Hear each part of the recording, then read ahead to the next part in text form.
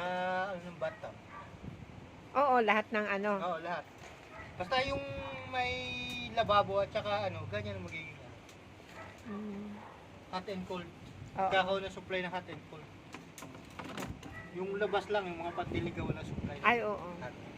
Hanggang dun sa taas, di ba? Oo, nasa taas yun. Pati yung nga yung mga ano ko, nakabang na yun. Yung mga ano ko sa ilaw. Kaya lang kailangan sasabay yan sa pagbakan. O ngayong ano, gusto ko nga maano na yung slab para matanggal na yan dito, di ba? Oo. Para doon na naman sa taas yan Kasi gamitin. Naabangan ko rin yung pag-i-slab nila kasi sasabay ako doon. Mm. Sa pagbabakal nila. Yun ang kailangan ko. Eh ito habang wala pa sila, di ito lang muna na ano. Oo, Ito yung ano kabila. ko muna lang. Ano. Kasi wala pa eh. Pero sabi ni engineer, ngayong week na to, baka sa Sabado mag-ano kami, bukas malilinawin ko na kung maano. Paano yun? Di ba paano ko na naman sa engineering yun? Depende ko sa ano nila. Baka pirmahan na yun. Papirmahan pa yun? Kasi dadanin yung luma Oh. at yung bago. Another Nila yun. bayad na naman. Sigurado. Ayan. Yan ang mahal dyan yung pirma ng mga yan. Oo nga eh. Pahirapan Kaya lang, naman. Kailangan ng papirmahan yun kasi sa insurance. Oo. Insurance ng mga bahay ganyan. Tinitingnan talaga yung plano. Sino yung engineer ang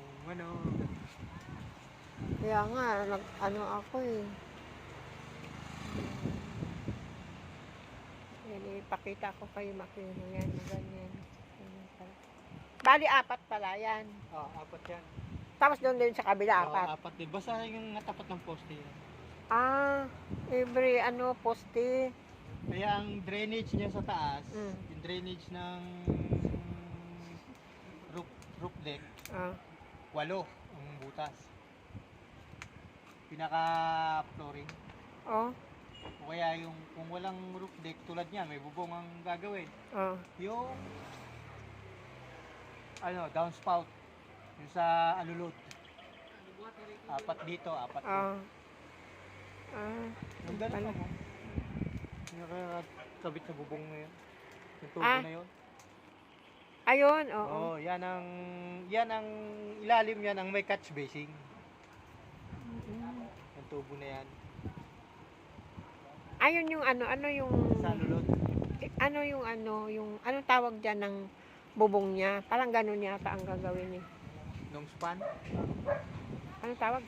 Long span na bubong. Sa gutter. Oo. May nawag din yan. May pabrika yan dito. Mayroon? Paano kaya? Ibibigay lang yung plano ng bubong. Yun. Tapos sila na bahala mga gano'n. Tapos Yun si yata engineer ang bahala doon. ang ganun.